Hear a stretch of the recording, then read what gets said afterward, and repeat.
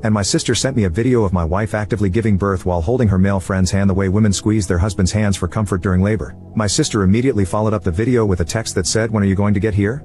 I ignored this text and asked her if she's the one who drove my wife to the hospital, and she responded no. I asked her who did, and she informed me that it was my wife's male friend, who lives only 10 minutes away, who drove her and was getting his hand squeezed by my wife. I ended up just asking my sister for the full story while I drove my mother back to her home since everything was sorted with the accident. Long story short, instead of calling my sister or an ambulance, my wife called her male friend that I've always disliked, but never informed my wife. I told my sister to get on video call with me, but not to make it obvious to anyone else in the delivery room, and I would stay silent on the other end. During the call, I saw my wife's friend rubbing her back, wiping her tears, comforting her when she screamed and cried, etc. I couldn't bear the sight, and I ended the video call and told my sister to inform my wife that I would be at the hospital the next day after work whenever she got out of labor. My sister called almost 2 hours later to tell me she left the hospital and that my wife would be staying the night. The next day around 3 to 4 p.m. when I went over to the hospital to see my wife and newborn son, she was not trying to hide her anger and saltiness from anyone in the room. That included mostly my family and some of hers. When I asked her why she was acting this way, she rolled her eyes and told me to leave her alone in front of everyone. Later, when I tried to hold my son, she snatched him from my hands. In this hospital, visiting hours ended at 8, but all of the guests excluding me left by 6. When we were alone, I finally got the chance to have a conversation with her about why she's being so salty on a memorable day that should have been filled with love and joy. She responded by getting angry and mumbling something about my audacity to miss her birth and be surprised that she's angry. I'm not proud of this, but in response I called her unfaithful for inviting another man into the delivery room in place of her husband. This spiraled into a short, full-blown argument between us that eventually ended when a NICU nurse came back with a baby. It's been a month since then, and my wife only refers to our son as her son,